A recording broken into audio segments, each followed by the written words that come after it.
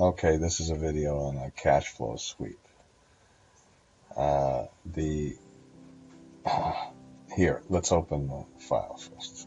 Okay, this file, exercise number 13. Okay, got some other stuff here which we'll talk about later, which is really the relationship between the debt service reserve account and a cash flow sweep that can drive you crazy. Okay, I think I added our shortcuts into this. Shift Control C, so we have some inputs. Now, here's the reason for a cash flow sweep is that there's a potential for a big crash. So if we have 300 of cash flow we're thinking of getting and it sometime goes away, if we have not swept the cash, let's start with a 50% sweep. If we haven't swept the cash, no, percent reduction in the crash. So first we'll assume no crash. If there's a big crash, if we haven't swept the cash flow, if we haven't had our 10% cash sweep, we could really get stuck because that means we've given equity holders a whole lot of money before we've gotten anything. Okay? So we want to just illustrate at first the mechanics of a cash flow sweep, how a cash flow sweep affects the DSCR, which you cannot compute with a real sweep or with a 100% sweep at least, how it affects the PL, how it works with the LLCR. I'll put PLCR first. LCR, LLCR. Okay? And now let's begin this as normal. These are, I suppose, our assumptions. Let's just click in the first column and make it bold, and let's put some operating analysis.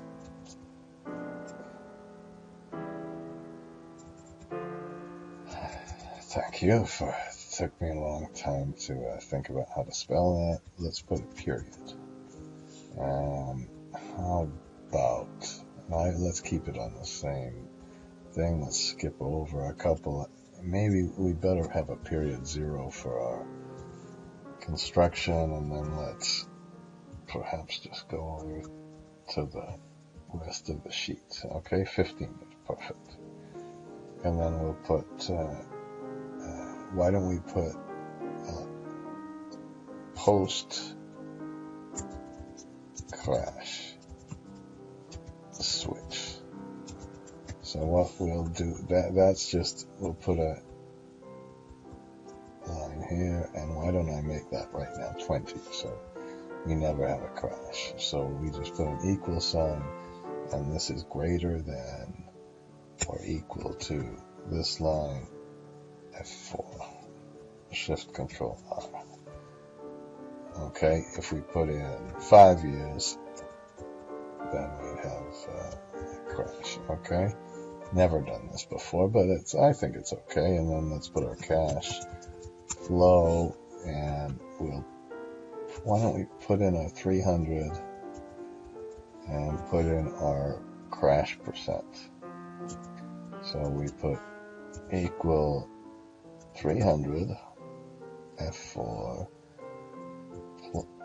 times 1 minus the crash percent, F4, multiplied by the crash year. So let's say we've got year 5 and 20 and 20%, 50% reduction. Okay, Shift Control R. So suddenly our cash flow goes way down. Okay. Right now, we're going to leave it as no crash. Okay?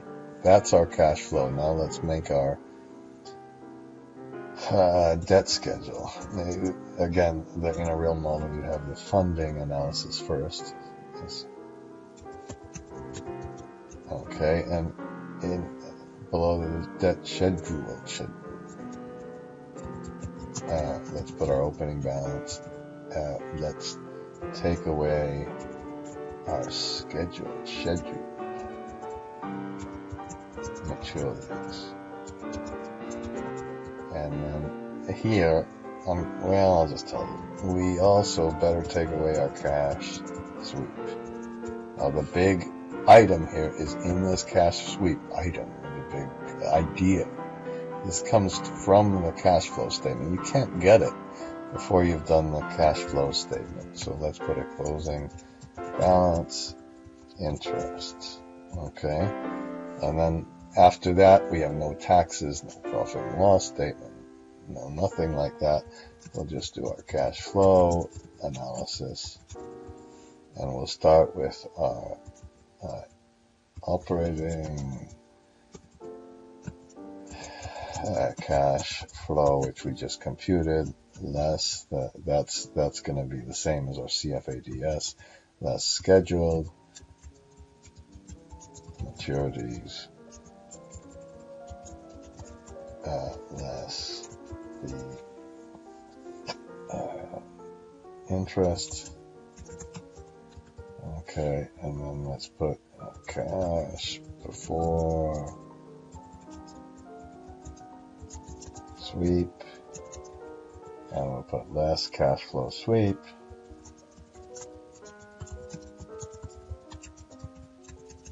And then we'll put dividends. Okay, and where I think when we're doing this without a crash at first, so it's a little bit easier, but our opening balance, the closing balance of the debt in the very first year is our debt commitment we said we have. So put an equal sign, get this debt commitment. Our opening balance is equal to our closing balance. Our scheduled maturities are here. What do we have? We said 15 years. So we'll take the balance of the debt divided by 15.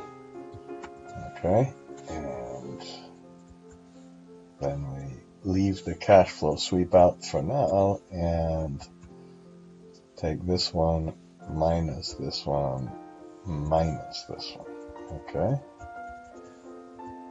just Control R, our balance goes to 0. Okay, we haven't done anything interesting at all yet. And let's put the interest rate and multiply. I was going to kind of leave this in, but you'll see in a minute, these have to be modified. So I hope you agree that it's worthwhile redoing this. So then we just do a normal kind of thing where we take away, we just work through this and take away that. So we've got 300 minus this, minus that. We have a lot of coverage ratio. And now if you have a cash flow sweep, here's my suggestion. Somewhere at the top or the bottom, put the cash sweep percent. Actually, we could have put it just over here, but it might change from year to year. So that's the only reason I'm putting it as a separate line item here. Okay, and then so our cash sweep is let's put it across. Our cash flow sweep, number one, we need a subtotal before we make the cash flow sweep. Okay, and I think what we're going to do is make this default. So this number potentially could be negative. First thing is we wouldn't sweep a negative cash flow. Second thing is, now if we just put this in and multiply it by the 50%, which why don't I do, there's going to be a major problem. Because if we sweep all this cash flow, and let's put the remaining dividends in here, okay, we're going to pay off the debt faster, and the debt balance will go down to 0, and we'll have a big problem. So this is going to have to be a minimum and a maximum, and let's see how it would work this time. what you do is you just link the cash flow sweep right to the cash flow statement. No formulas whatsoever. And we have a big problem because we have all of these negative debt amounts. We can't have that. So we better put a minimum on the cash flow sweep. Now, when we put a minimum on the cash flow sweep, this minimum is a little different than some of the minimums we were doing before, because we can't simply use the opening balance. We have to use the opening balance minus the 60 of maturity that we've already taken away. You could subtract it there, you could subtract it at the top. Okay, and then we press this, and it's still not very good because we paid off our debt early, but, oh no, we still have some maturities. So whenever you have a cash flow sweep, the last adjustment you have to make is make sure you put a minimum into the schedule maturities.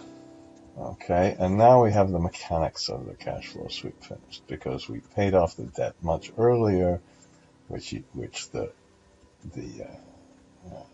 if we computed an IRR, the equity holders would really hate. Okay, now let's do the next one. Let's put 100% cash flow sweep just in for a minute. And what we're going to do is let's assume we're going to put cash flow down here. First of all, if we put a cash sweep in, I don't think, if we try to compute the DSCR, we would take here, let's compute the DSCR and the PLCR and the LLCR down here. So let's put some ratios. First, DSCR.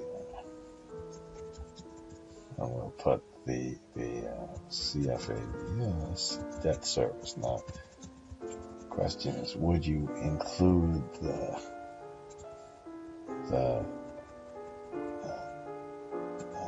cash flow sweep in the debt service? Let's not for this one. Okay, and we can take this divided by that. Okay, and remember, what we need to do is put a little bit of an if statement and make sure that this thing is greater than 0.1. Okay, and there's our debt service coverage ratio. Okay, enough. Okay, now how about the PLCR? So the NPV of cash flow, and let's just put our interest rate up here. Okay, and we take the 10% and take all the CFADS. Okay, and then the debt issued, which was our 900 of debt, okay, implies that we have a PLCR of 2.54. Now let's put this PLCR, let's put the DSCR up here, and then let's put the PLCR right next door to it. Okay, and here's the issue. Let's push this down to 200. DSCR goes down, PLCR goes down. Let's push this down to 100. We're still okay. Oh, no, we're not. If the PLCR is 100 and we have 100% cash flow sweep. Okay, I'm on the video, okay? So, I paused for a minute. Here's the problem. We have a negative cash flow sweep and we had a negative dividends. We can't have that. let's introduce to you modeling of a default on debt, which you might not like. Oh, we can't do that, we can't do that. But for theoretical purposes, I think it's fine. So after the cash flow, after the sweep, what you could put as another line item that says cash after sweep. And then if that is negative, you put add the default on debt, and then what you better do is take away the repayment of the default if that becomes positive. And then finally we'll put the dividends. Okay, now the default on debt, you could say, why don't you just add the default and take that away? For some reason, it works so much better if you just put defaulted debt. It's not for some reason. You need a good opening balance because you need how much, you don't know how much to repay unless you split it out. So it's not that much of a mystery. And then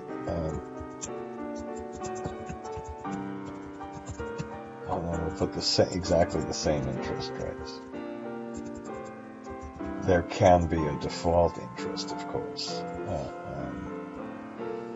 And our opening balance equals our closing balance, and these all come from downstairs. They come from the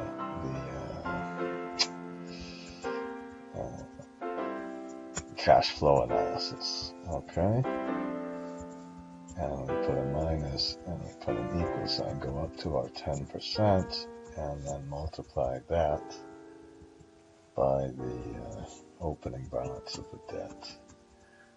Oops. Shift Control R, and then after the cash flow sweep, we have a negative number. If we still have a negative number like this, we had better. That's a default, unfortunately.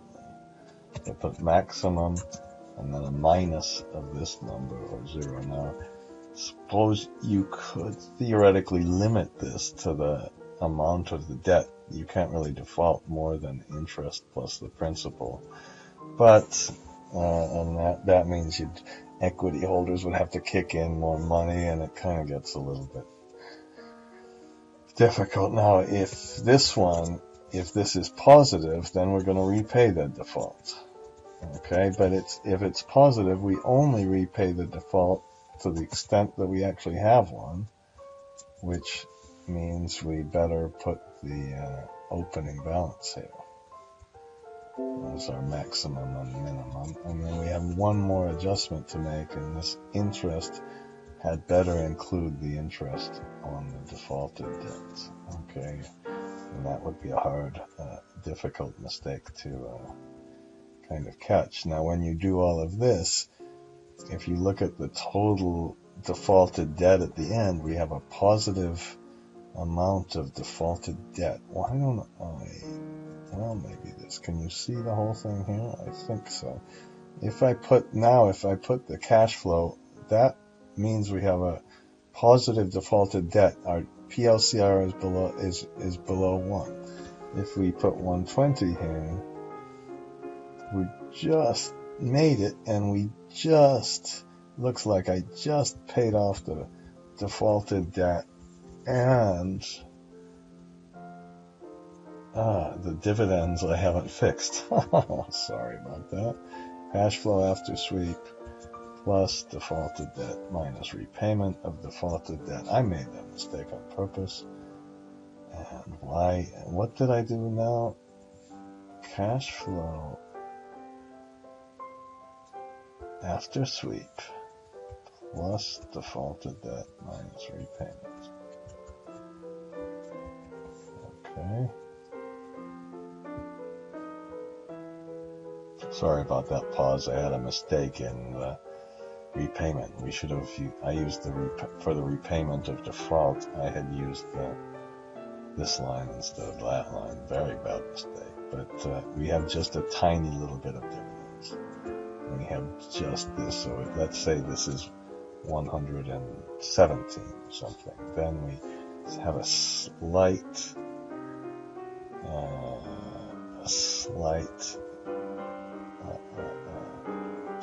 less than 1, and you can see that the closing balance of defaulted debt did not get to 0. Okay, so can you see that what the PLCR really measures is one way to restate this is under a 100% cash flow sweep. It measures how low the cash flow. It measures the buffer in the cash flow.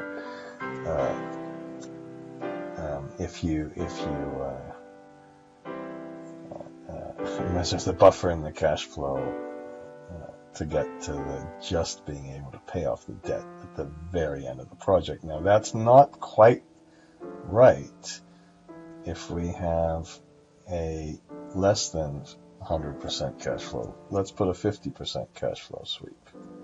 And so far didn't change anything. So that's all okay. So really the PLCR was just fine because we didn't allow any dividends because we have all these negative cash flows. Now what happens if we instead say that we start with our 300 cash flow, and then after year 5 we get a reduction, and our percent reduction is horrible. It's a major crash. So we go from 300 to 90.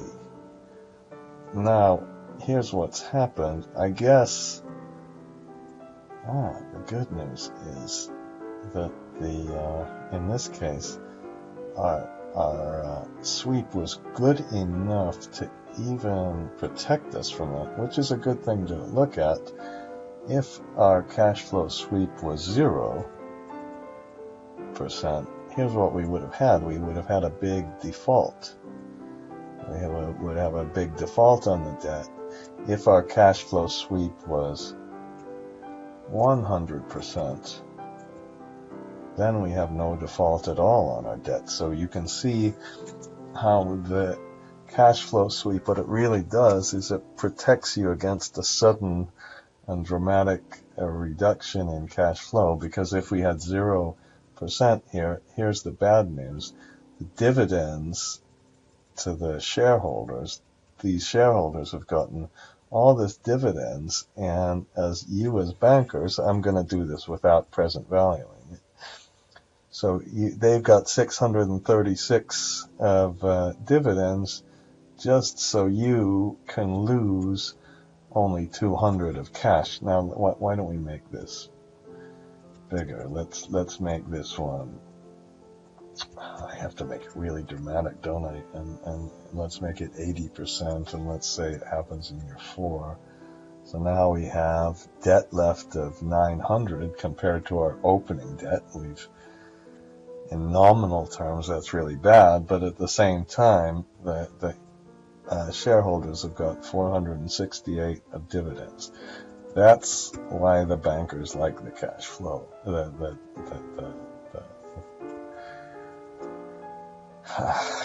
cash sweep. Now I'll put an LLCR in here. If you put an LLCR, you have to put some kind of maturity. So right now I have a 15 maturity. I'm going to delete the LLCR for now. I think that was kind of bad. But I'm going to stop the video. Remember the advertising. I always forget the advertising. Don't forget the advertising. www.financeenergyinstitute.com. That's where you get all those, very reasonably, really, of course, it's okay. That looks like something's happening, so I'm going to stop.